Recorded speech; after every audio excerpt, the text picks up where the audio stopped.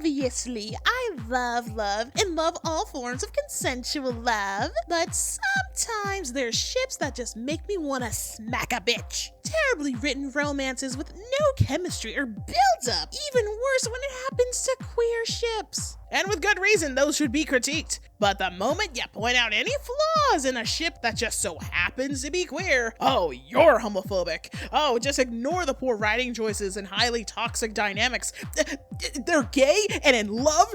Let me have this! This is what happens when a bitch asks y'all to raise your fucking standards. You settle for shit, you're gonna keep getting shit. Then I'd say for this Valentine's Day, let's run down some bad queer ships. And if y'all have any of your own, please share below. And please don't forget to subscribe, like, and hype. It helps us out a lot.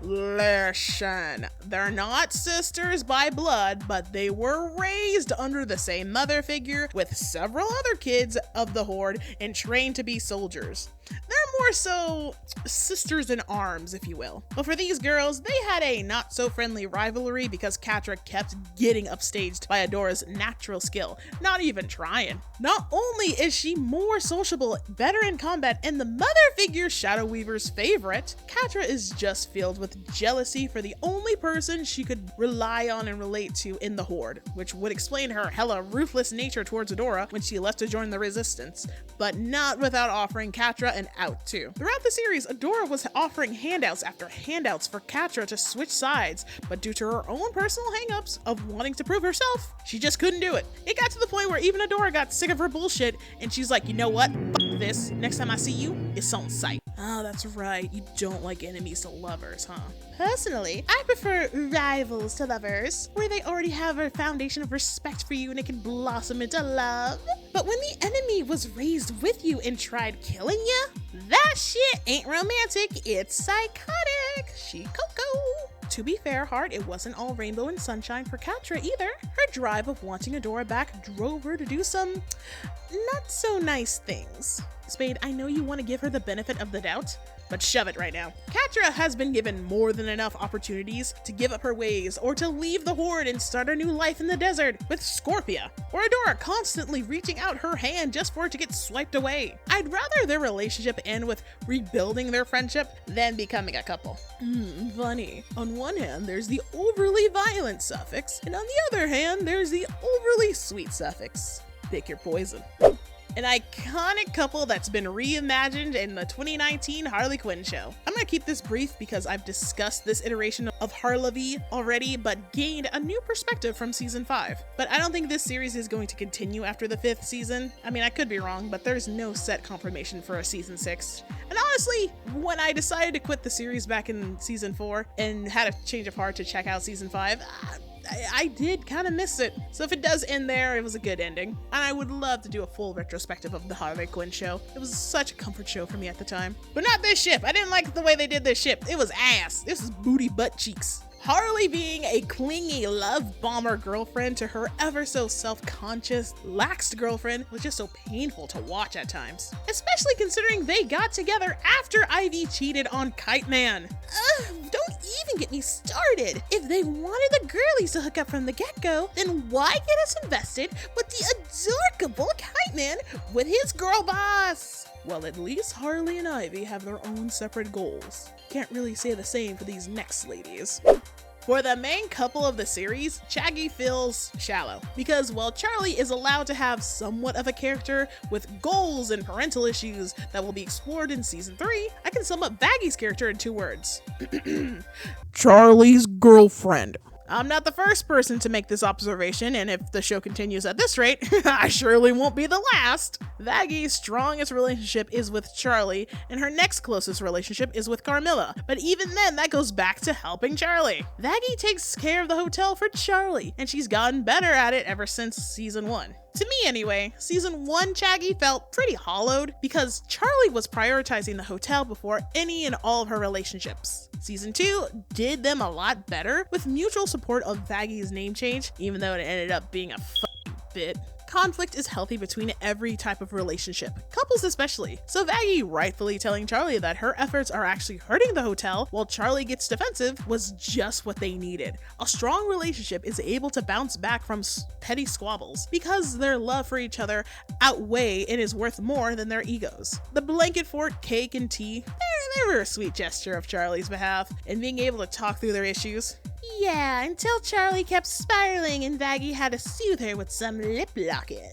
I mean, it's not how I would be soothing my partner, but hey, whatever gets the job done, I guess. A stress is just what they both needed, honestly. But overall, Chaggy started out as a ship that I didn't really care for, but now I kinda can see the potential. I can see why they're cute. Now, if only Vagatha got to be her own person and have her own goals outside of her partner. But her wasted potential is going to be explored in a different video.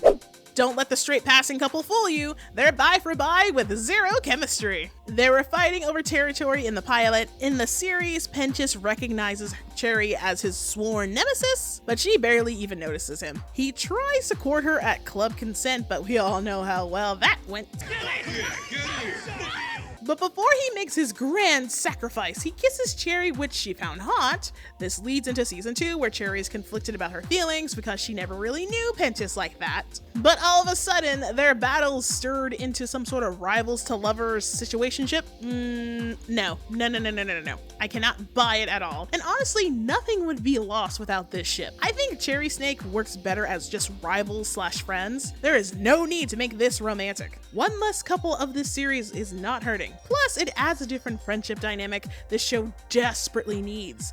I don't like the idea of Cherry's strongest relationships having to be tied back to just men, but it would be great to diversify her dynamics with characters outside of being the supportive friend to Angel Dust, the love interest to Sir P, and friends with my friend's boyfriend by proxy with Husk. Let her keep that rivalry with Penchis over their clashing aesthetics, but they share common ground as inventors that cause destruction. They had little to no build-up for a romance, and everything is once again told instead of seen. So really, we're doing this show a favor. Ha! Don't make me laugh.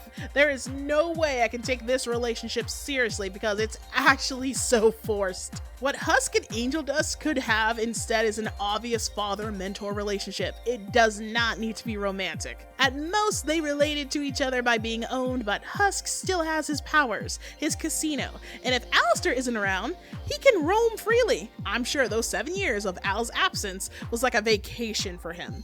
Meanwhile, Angel is constantly abused on a daily, nightly basis, and his only sense of freedom is outside the studio. But even then, he could step out of line with Val, and that's Angel's ass. But when Husk talked back to Alistair, he didn't even get hit. He just got a threatening verbal warning by the edgy peacock. Angel needs a strong support system. Before the hotel, his only and closest friend was Cherry Bomb to help comfort him. Oh, don't forget Fat Nuggets. Oh yeah, that's right. Probably the nicest thing Valentino has ever done for Angel was gifting him that emotional support piglet. Before then, he had a new safe haven that was freeing and to distance himself from Valentino. But now, after season 2, he goes back to V Tower to keep those friends and his loved ones safe. And it's not like he could go anywhere for free, not unless he whores himself out for a hot meal and some blankets. I can imagine that Hell's homeless system would be terrible. And while there's nothing inherently wrong for Angel Dust having a romantic partner, because of course the victims are worth loving, he doesn't need to rush into a relationship right away. He needs friends, he needs someone to talk to, he needs a confidant.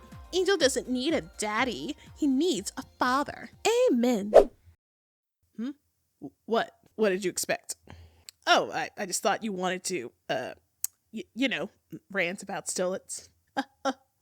No. There's already plenty of videos we've already done on this couple, and I don't feel like getting worked up for comedy. I see those meditation sessions are doing wonders on your soul. Namaste out of my face. It's crazy how many disclaimers I need for this to be said, otherwise the worst kind of people will purposely act stupid and take it the wrong way. I don't think it's inherently homophobic to dislike a queer ship, so long as the reason isn't related to them being queer. Obviously. Pretty simple and straightforward. All these couples, and probably even more that I'm not aware of, have their faults, but none of those faults stem from their romantic or sexual orientation. purely just writing, actually. It could be that their romance is undercooked, it's more one-sided, or it's just a disgusting trope that I personally just don't care for. But those are some of the queer couples that I take issue with. Now I want to know some bad queer couples you guys come across. And like, hype, comment, subscribe, all that jazz. But that's all I have for you right now. Okay, I love you. Bye!